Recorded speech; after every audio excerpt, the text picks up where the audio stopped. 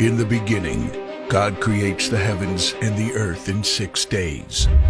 He makes Adam and Eve, who spend their days with God until they give in to temptation by eating from a forbidden tree. Sin enters the world, and things get so bad that God floods the earth and starts over with Noah and his family. Years later, God calls Abraham to follow him with the promise to make Abraham the father of a great nation.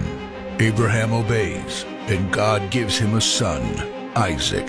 Isaac's son Jacob has 12 sons. Joseph, Jacob's favorite, becomes second in command of Egypt.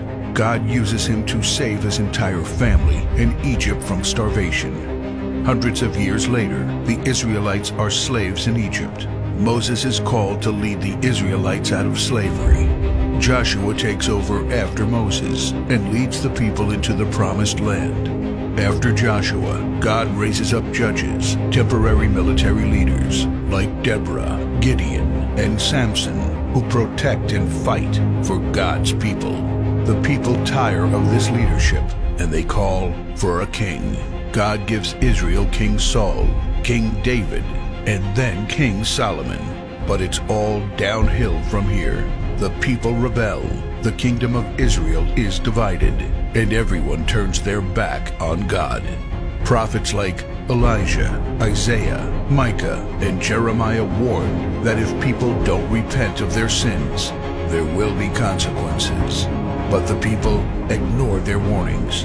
The divided kingdoms are conquered, and God's people face captivity in foreign lands. People like Daniel show great courage and stand up for God when no one else does. Some of the exiled people return to the promised land, but for 400 years, God is silent. No prophets, no miracles, and no angel visitations. But then, the silence is broken when Jesus is born. He lives a perfect life, teaches truth, and performs miracles, proving He is God. He shows us the full extent of God's love by taking our place and dying on the cross for our sin. He is placed in a grave, but 3 days later, Jesus rises again, conquering sin and death. His followers travel the world, sharing the good news of His love and starting churches. We now are part of this story, and we have the chance to change the world and share His love, because one day He will crack open the sky and He will return. It's the greatest story ever told.